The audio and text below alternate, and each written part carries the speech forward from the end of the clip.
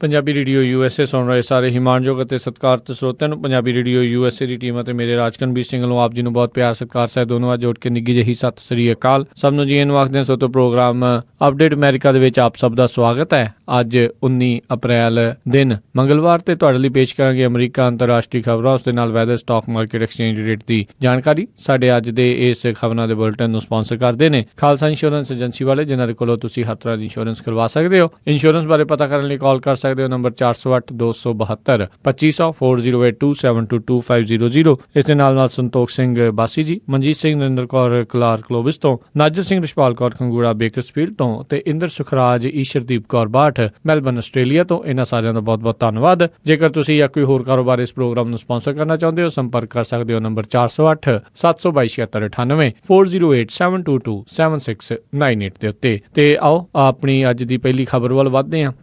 New York ਦੇ ਵਿੱਚ ਅੱਜ ਪ੍ਰਾਇਮਰੀਜ਼ ਹੋਈਆਂ ਡੈਮੋਕ੍ਰੇਟ ਅਤੇ ਰਿਪਬਲਿਕਨ ਪਾਰਟੀ ਦੀਆਂ, ਜਿਹੜੀਆਂ ਅੱਜ ਪ੍ਰਾਇਮਰੀਜ਼ ਹੋ ਗਈਆਂ। ਖਬਰਾਂ ਕਰਨ ਤੱਕ ਹੁਣ ਤੱਕ ਨਤੀਜੇ ਜਿਹੜੇ ਆ ਉਹ ਆਉਣੇ ਸ਼ੁਰੂ ਹੋ ਚੁੱਕੇ ਆ, ਜਿੱਥੇ 71% ਕਾਊਂਟਿੰਗ ਤੱਕ ਡੈਮੋਕ੍ਰੇਟ ਪਾਰਟੀ ਦੇ ਵਿੱਚ ਹੈਲਰੀ ਕਲਿੰਟਨ ਵੱਡੀ ਜਿੱਤ ਦੇ ਵੱਲ ਵਧਦੇ ਨਜ਼ਰ ਆ ਰਹੇ ਆ। ਹੁਣ ਤੱਕ 58% ਵੋਟਾਂ ਉਹਨਾਂ ਦੇ ਹੱਕ ਦੇ ਵਿੱਚ ਨੇ ਤੇ 104 ਡੈਲੀਗੇਟਸ ਜਿੱਤਣ ਵੱਲ ਉਹ ਵੱਧ ਰਹੇ ਨੇ, ਜਦਕਿ ਦੂਜੇ ਪਾਸੇ ਬਰਨੀ ਸੈਂਡਰਜ਼ 42% ਵੋਟਾਂ ਦੇ ਨਾਲ 85 ਡੈਲੀਗੇਟਸ ਆ ਉਹਨਾਂ ਦੇ ਵੱਲ ਉਹ ਵੱਧ ਰਹੇ ਨੇ। ਦੱਸਦੇ ਜਾਈਏ ਵੀ ਇੱਥੇ ਕੁੱਲ ਡੈਮੋਕ੍ਰੇਟ ਪਾਰਟੀ ਦੇ 247 ਡੈਲੀਗੇਟਸ ਦਾ ਫੈਸਲਾ ਹੋਣਾ ਆ। ਇਹ ਨੰਬਰ ਇਸ ਲਈ ਘੱਟ ਆ ਕਿਉਂਕਿ ਅਜੇ ਕਈ ਜਿਹੜੀਆਂ ਜਗ੍ਹਾ ਦੇ ਉੱਤੇ ਕਾਊਂਟਿੰਗ ਸ਼ੁਰੂ ਨਹੀਂ ਹੋਈ ਤੇ ਕੱਲ ਤੱਕ ਜਿਹੜੇ ਆ ਨਤੀਜੇ ਆ ਉਹ ਪੂਰੇ 100% ਰਿਪੋਰਟਿੰਗ ਤੋਂ ਬਾਅਦ ਚ ਆਉਣਗੇ। ਤੇ ਇਸੇ ਤਰੀਕੇ ਨਾਲ ਜੇ ਰਿਪਬਲਿਕਨ ਪਾਰਟੀ ਦੇ ਵੱਲ ਵਧੀਏ ਤਾਂ ਇੱਥੇ ਕੁੱਲ 95 ਡੈਲੀਗੇਟਸ ਆ ਉਹਨਾਂ ਦਾ ਫੈਸਲਾ ਹੋਣਾ ਆ ਤੇ ਇੱਥੇ ਡੋਨਲਡ ਟਰੰਪ ਬਹੁਤ ਵੱਡੀ ਜਿੱਤ ਵੱਲ ਵਧਦੇ ਨਜ਼ਰ ਆ ਰਹੇ ਆ।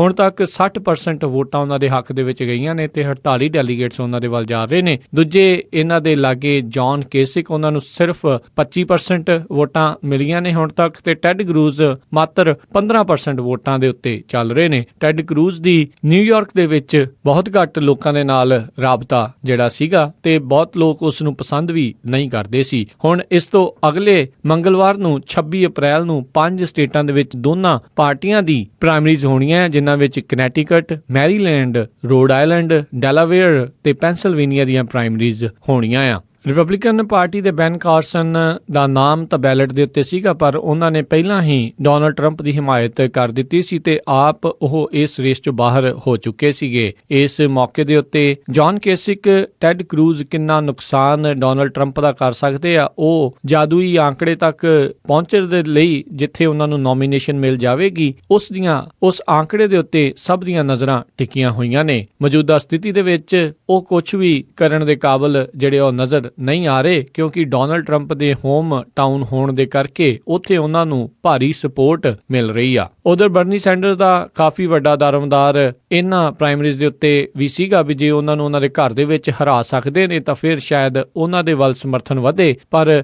ਹੈਲਰੀ ਕਲਿੰਟਨ ਹੁਣ ਤੱਕ ਜਿਹੜੀ ਜਾਣਕਾਰੀ ਮਿਲ ਰਹੀ ਉਸ ਦੇ ਵਿੱਚ ਕਾਫੀ ਅੱਗੇ ਬਰਨੀ ਸੈਂਡਰਜ਼ ਤੋਂ ਚੱਲ ਰਹੇ ਨੇ। ਬਰਨੀ ਸੈਂਡਰਜ਼ ਜੋ ਕਿ ਪਿਛਲੀਆਂ 8 ਪ੍ਰਾਇਮਰੀਜ਼ ਜਿਹੜੀਆਂ ਉਹ ਜਿੱਤੇ ਸੀ, ਉਸ ਦੇ ਵਿੱਚ ਮੁੱਖ ਕਾਰਨ ਸੀਗਾ ਵੀ ਉਹ ਸਾਰੀਆਂ ਪ੍ਰਾਇਮਰੀਜ਼ ਓਪਨ ਸੀ। ਜਿੰਨੇ ਵੀ ਇੰਡੀਪੈਂਡੈਂਟ ਲੋਕ ਜਿਹੜੇ ਕਿਸੇ ਪਾਰਟੀ ਨਾਲ ਸੰਬੰਧਿਤ ਨਹੀਂ ਸੀ, ਉਹਨਾਂ ਨੇ ਬਰਨੀ ਸੈਂਡਰ ਦੇ ਹੱਕ ਦੇ ਵਿੱਚ ਵੋਟਾਂ ਪਾਈਆਂ, ਪਰ ਕਿਉਂਕਿ ਨਿਊਯਾਰਕ ਦੀਆਂ ਪ੍ਰਾਇਮਰੀਜ਼ ਕਲੋਜ਼ਡ ਸੀਗੀਆਂ, ਯਾਨੀ ਕਿ ਜਿਹੜੇ ਪਾਰਟੀ ਦੇ ਲਈ ਤੁਸੀਂ ਰਜਿਸਟਰ ਕੀਤਾ ਹੈ ਸਿਰਫ ਉਹੀ ਲੋਕ ਵੋਟ ਪਾ ਸਕਦੇ ਨੇ, ਇਸ ਕਰਕੇ ਉਹ ਇਸ ਪ੍ਰਾਇਮਰੀ ਦੇ ਵਿੱਚ ਕਾਫੀ ਪਿਛੜੇ ਨਜ਼ਰ ਆ ਰਹੇ ਨੇ।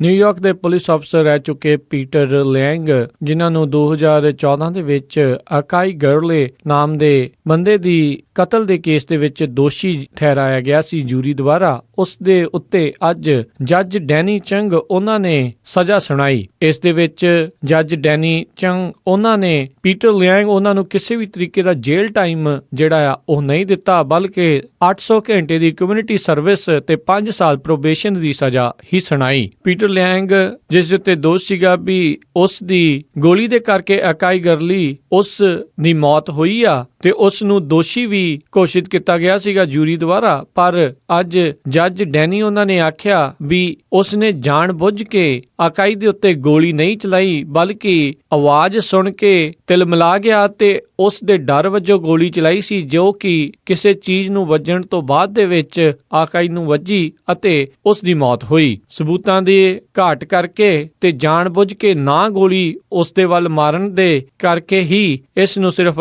800 ਘੰਟੇ ਦੀ ਕਮਿਊਨਿਟੀ ਸਰਵਿਸ ਅਤੇ 5 ਸਾਲ ਪ੍ਰੋਬੇਸ਼ਨ ਦੀ ਸਜ਼ਾ ਸੁਣਾਈ ਗਈ ਆ। ਅਫਗਾਨਿਸਤਾਨ ਦੀ ਰਾਜਧਾਨੀ ਕਾਬੁਲ ਦੇ ਵਿੱਚ US ਅੰਬੈਸੀ ਦੇ ਨਜ਼ਦੀਕ ਇੱਕ ਆਤਮਘਾਤੀ ਹਮਲੇ ਦੇ ਵਿੱਚ 28 ਲੋਕਾਂ ਦੀ ਮੌਤ ਹੋ ਗਈ ਤੇ 300 ਵੱਧ ਲੋਕ ਜ਼ਖਮੀ ਹੋਏ। ਇਸ ਦੀ ਜਾਣਕਾਰੀ ਅਫਗਾਨਿਸਤਾਨ ਦੇ interior minister Spokesman Sadiq Siddiqui ਦੇ ਰਹੇ ਸਨ। ਇਹ ਆਤਮਘਾਤੀ ਹਮਲਾ ਮੰਗਲਵਾਰ ਸਵੇਰ ਨੂੰ ਕਾਬੁਲ ਦੇ ਵਿੱਚ ਹੋਇਆ। ਪੁਲਿਸ ਦਾ ਮੰਨਣਾ ਆ ਇਸ ਦੇ ਵਿੱਚ ਉਸ ਸਿਕਿਉਰਿਟੀ ਟੀਮ ਦੇ ਉੱਤੇ ਹਮਲਾ ਕਰਨ ਦੀ ਕੋਸ਼ਿਸ਼ ਸੀ ਜੋ ਕਿ ਸਰਕਾਰੀ ਅਫਸਰਾਂ ਨੂੰ VIPs ਨੂੰ ਸੁਰੱਖਿਆ ਮੁਹੱਈਆ ਕਰਾਉਂਦੇ ਸਨ। ਜੋਸ਼ ਫੇਰਿਓਂ ਸਾਰਿਆਂ ਨੇ ਇਸ ਆਤਮਘਾਤੀ ਹਮਲੇ ਦੀ ਕੜੇ ਸ਼ਬਦਾਂ 'ਚ ਨਿੰਦਾ ਕੀਤੀ। ਸੀਰੀਆ ਦੀ ਸਰਕਾਰ ਵੱਲੋਂ ਰੈਬਲ ਦੇ 2 ਟਾਊਨਸ ਦੇ ਵਿੱਚ ਹਵਾਈ ਹਮਲੇ ਕੀਤੇ ਗਏ, ਜਿਸ ਦੇ ਵਿੱਚ 44 ਜਾਣਿਆਂ ਦੇ ਮਰਨ ਦੀ ਖਬਰਾਂ ਆ ਰਹੀਆਂ ਆ। ਇਹ ਇਡਲਿਬ ਪ੍ਰੋਵਿੰਸ ਦੇ ਵਿੱਚ ਹਵਾਈ ਹਮਲੇ ਕੀਤੇ ਗਏ। ਸੀਰੀਆ ਦੀ ਆਪੋਜੀਸ਼ਨ ਉਹਨਾਂ ਨੇ ਆਖਿਆ ਵੀ UN ਦੇ ਦੁਆਰਾ ਜਿਹੜੇ ਪੀਸ ਟਾਕ ਜਨੇਵਾ ਦੇ ਵਿੱਚ ਕਰਵਾਏ ਜਾ ਰਹੇ ਆ ਉਹਨਾਂ ਦੇ ਵਿੱਚ ਉਹ ਹਿੱਸਾ ਨਹੀਂ ਲੈਣਗੇ, ਕਿਉਂਕਿ ਸੀਰੀਆ ਦੀ ਸਰਕਾਰ ਦੇ ਦੁਆਰਾ ਲਗਾਤਾਰ ਇਦਾਂ ਦੇ ਹਮਲੇ ਕਰਕੇ ਵਾਇਲੇਸ਼ਨਸ ਕੀਤੀਆਂ ਜਾ ਰਹੀਆਂ ਆ ਤੇ ਉਹ ਇਸ ਸੀਰੀਆ ਦੀ ਸਰਕਾਰ ਦੇ ਨਾਲ ਬਹਿ ਕੇ ਕਿਸੇ ਵੀ ਤਰੀਕੇ ਦੀ ਗੱਲਬਾਤ ਹੁਣ ਨਹੀਂ ਕਰਨਾ ਚਾਹੁੰਦੇ। ਉਧਰ ਸੀਰੀਆ ਦੀ ਸਰਕਾਰ ਨੇ ਰੈਬਲ ਫੋਰਸਿਸ ਦੇ ਉੱਤੇ ਇਸ ਪੀਸ ਟਾਕਸ ਨੂੰ ਟਰੂਸ ਨੂੰ ਵਾਇਲੇਟ ਕਰਨ ਦੇ ਦੋਸ਼ ਲਾਏ ਆ। ਇੱਕ ਪਾਸੇ ਰਸ਼ੀਆ ਸੀਰੀਆ ਦੀ ਸਰਕਾਰ ਦਾ ਹਮਾਇਤੀ ਆ ਤੇ ਦੂਜੇ ਪਾਸੇ ਰੈਬਲਸ ਨੂੰ ਅਮਰੀਕਾ ਤੇ ਉਸਦੇ ਸਹਿਯੋਗੀਆਂ ਦੇ ਵੱਲੋਂ ਸਹਿਯੋਗ ਦਿੱਤਾ ਜਾ ਰਿਹਾ ਆ। ਸੀਰੀਆ ਦੇ ਵਿੱਚ ਚੱਲ ਰਹੀ ਇਸ ਲੜਾਈ ਦੇ ਕਰਕੇ ਲੱਖਾਂ ਹੀ ਲੋਕ ਘਰੋਂ ਬੇਘਰ ਹੋ ਗਏ ਨੇ ਤੇ ਕਈ ਹਜ਼ਾਰ ਲੋਕਾਂ ਦੀ ਜਾਨ ਚਲੇ ਗਈ ਆ। ਸੈਂਟਾ ਕਲਾਰਾ ਬੇਸਡ ਕੰਪਨੀ ਇੰਟਲ ਉਹਨਾਂ ਨੇ ਇਸ ਸਾਲ ਦੇ ਵਿੱਚ 12,000 ਜੌਬਾਂ ਘਟਾਉਣ ਦਾ ਫੈਸਲਾ ਲਿਆ ਆ। ਇਹ ਤਕਰੀਬਨ 11% ਮੌਜੂਦਾ ਵਰਕਫੋਰਸ ਦਾ ਹਿੱਸਾ ਹੋਵੇਗਾ। ਇਸ ਮੌਕੇ ਇੰਟਲ ਦੇ ਵਿੱਚ 1,16,000 ਦੇ ਤਕਰੀਬਨ ਇੰਪਲਾਈਜ਼ ਪੂਰੇ ਵਿਸ਼ਵ ਦੇ ਵਿੱਚ ਹੈਗੇ ਨੇ ਤੇ ਇਹਨਾਂ ਨੇ ਹੁਣ ਪੂਰੇ ਵਿਸ਼ਵ ਦੇ ਵਿੱਚ 12,000 ਜੌਬਾਂ ਘਟਾਉਣੀਆਂ ਆ। ਇਸ ਦੇ ਬਾਰੇ ਜਾਣਕਾਰੀ ਬ੍ਰਾਇਨ ਕ੍ਰੈਜ਼ਿੰਕ CEO ਇੰਟਲ ਦੇ ਉਹਨਾਂ ਨੇ ਦਿੱਤੀ। ਕਿਊਬਾ ਦੇ ਇਨਕਲਾਬੀ ਨੇਤਾ ਫਿਡਲ ਕੈਸਟਰੋ ਉਹਨਾਂ ਨੇ ਅੱਜ ਬਹੁਤ ਹੀ ਚਿਰਾਂ ਬਾਅਦ ਪੂਰੇ ਦੇਸ਼ ਨੂੰ ਸੰਬੋਧਨ ਕੀਤਾ, ਜਿਸ ਦੇ ਵਿੱਚ ਉਹਨਾਂ ਨੇ ਆਖਿਆ ਵੀ ਉਹ ਜਲਦ ਹੀ ਹੁਣ 90 ਸਾਲਾਂ ਦੇ ਹੋਣ ਵਾਲੇ ਨੇ ਤੇ ਉਹ ਚਾਹੁੰਦੇ ਨੇ ਵੀ ਜਿਹੜੀ ਕਮਿਊਨਿਸਟ ਪਾਰਟੀ ਉਹਨਾਂ ਨੇ ਉਸ ਮੌਕੇ ਦੇ ਉੱਤੇ ਇਨਕਲਾਬ ਦੇ ਵਿੱਚ ਖੜੀ ਕੀਤੀ ਸੀ ਉਹ ਉਹਨਾਂ ਦੇ ਵਿਚਾਰਧਾਰਾਵਾਂ ਦੇ ਉੱਤੇ ਉਸੇ ਤਰੀਕੇ ਨਾਲ ਅੱਗੇ ਕੰਮ ਕਰਦੀ ਰਹੇ। ਕੈਸਟਰੋ ਭਰਾਵਾਂ ਨੇ ਤਕਰੀਬਨ 55 ਸਾਲ ਤੋਂ ਕਿਊਬਾ ਦੇ ਉੱਤੇ ਰਾਜ ਕੀਤਾ ਆ। ਇਸ ਮੌਕੇ ਫਿਡਲ ਕੈਸਟਰੋ ਸਰਕਾਰ ਦੇ ਸਭ ਤੋਂ ਉੱਚੇ ਅਹੁਦੇ ਤੇ ਆ ਤੇ ਉਹੀ ਜਿਹੜੀਆਂ ਪਾਲਿਸੀਆਂ ਨੂੰ ਮੁੱਖ ਤੌਰ ਤੇ ਘੜਦੇ ਨੇ ਤੇ ਦੂਜੇ ਨੰਬਰ ਤੇ ਉਹਨਾਂ ਦੇ ਭਰਾ ਰਾਉਲ ਕੈਸਟਰੋ ਜਿਨ੍ਹਾਂ ਦੀ ਉਮਰ 84 ਸਾਲ ਹੈਗੀ ਆ ਉਹ ਉਹਨਾਂ ਦਾ ਸਾਥ ਦਿੰਦੇ ਆ। 1959 ਦੇ ਵਿੱਚ ਕਿਊਬਾ ਦੇ ਡਿਕਟੇਟਰ ਬਟਿਸਟਾ ਦੇ ਖਿਲਾਫ ਲੜਾਈ ਲੜਦੇ ਕੈਸਟਰੋ ਭਰਾਵਾਂ ਨੇ ਕਮਿਊਨਿਸਟ ਪਾਰਟੀ ਦਾ ਆਗਾਜ਼ ਕੀਤਾ ਸੀ ਤੇ ਉਹ ਸੱਤਾ 'ਚ ਆਏ ਸੀ। 2021 ਦੇ ਵਿੱਚ ਕਿਊਬਾ ਦੇ ਵਿੱਚ ਨਵੀਂ ਕਾਂਗਰਸ ਚੁਣੀ ਜਾਣੀ ਆ ਤੇ ਮੰਨਿਆ ਜਾ ਰਿਹਾ ਆ ਉਦੋਂ ਤੱਕ ਕੈਸਟਰੋ ਭਰਾ ਅਤੇ ਮਚਾਡੋ ਵੈਂਚੂਰਾ ਜਿਨ੍ਹਾਂ ਦੀ ਉਮਰ 85 ਸਾਲ ਆ ਉਹ ਸਾਰੇ ਜਾਣੇ ਸਟੈਪ ਡਾਊਨ ਕਰ ਜਾਣਗੇ ਅਤੇ ਕੁਝ ਨਵੇਂ ਅਤੇ ਨੌਜਵਾਨ ਪ੍ਰੈਜ਼ੀਡੈਂਟ ਉਹ ਆ ਸਕਦੇ ਨੇ। ਸੈਨ ਬਰਨਾਰਡੀਨੋ ਹਮਲਿਆਂ ਤੋਂ ਬਾਅਦ ਦੇ ਵਿੱਚ ਬਿਊਨਾ ਪਾਰਕ ਗੁਰੂ ਘਰ ਨੂੰ ਵੈਂਡਲਾਈਜ਼ ਕਰਨ ਵਾਲਾ ਗ੍ਰੈਫਿਟੀ ਲਿਖਣ ਵਾਲਾ 21 ਸਾਲਾ ਬਰੋਡੀ ਡੁਜ਼ਰੈਜ਼ੋ ਉਸ ਨੂੰ 80 ਘੰਟਿਆਂ ਦੀ ਕਮਿਊਨਿਟੀ ਸਰਵਿਸ ਅਤੇ 240 ਘੰਟੇ ਗ੍ਰੈਫਿਟੀ ਕਲੀਨਅਪ ਦੀ ਸਜ਼ਾ ਸੁਣਾਈ ਆ। ਡੁਰੈਜ਼ੋ ਦੇ ਉੱਤੇ ਰਿਲੀਜੀਅਸ ਪ੍ਰਾਪਰਟੀ ਨੂੰ ਵੈਂਡਲਾਈਜ਼ ਕਰਨ ਦੇ ਫੈਲਨੀ ਕਾਊਂਟ ਲੱਗਾ ਸੀਗਾ ਪਰ ਅਦਾਲਤ ਨੇ ਇਹ ਚਾਰਜਿਸ ਉਸ ਦੇ ਉੱਤੇ ਘਟਾ ਦਿੱਤੇ। ਇਸ ਦੇ ਉੱਤੇ ਡਿਪਟੀ ਡਿਸਟ੍ਰਿਕਟ ਅਟਾਰਨੀ ਜੈਸ ਰੋਡਰੀਗਜ਼ ਉਹਨਾਂ ਨੇ ਆਖਿਆ ਵੀ ਉਹ ਇਹਨਾਂ ਦੋਸ਼ਾਂ ਨੂੰ ਘਟਾਉਣ ਤੇ ਨਾਖੁਸ਼ ਨੇ। ਡੁਰੈਜ਼ੋ ਜਿਸ ਨੇ ਗੁਰੂ ਘਰ ਜਾ ਕੇ ਉੱਥੇ ਮਾਫੀ ਵੀ ਮੰਗੀ ਆ ਉਸ ਨੂੰ ਦੇਖਦੇ ਹੋਏ ਗੁਰੂ ਘਰ ਦੇ ਪ੍ਰਬੰਧਕ ਅਤੇ ਉੱਥੋਂ ਦੇ ਸਿੱਖ ਭਾਈਚਾਰੇ ਨੇ ਇਸ ਸਜ਼ਾ ਦੇ ਉੱਤੇ ਸੰਤੁਸ਼ਟੀ ਪ੍ਰਗਟਾਈ।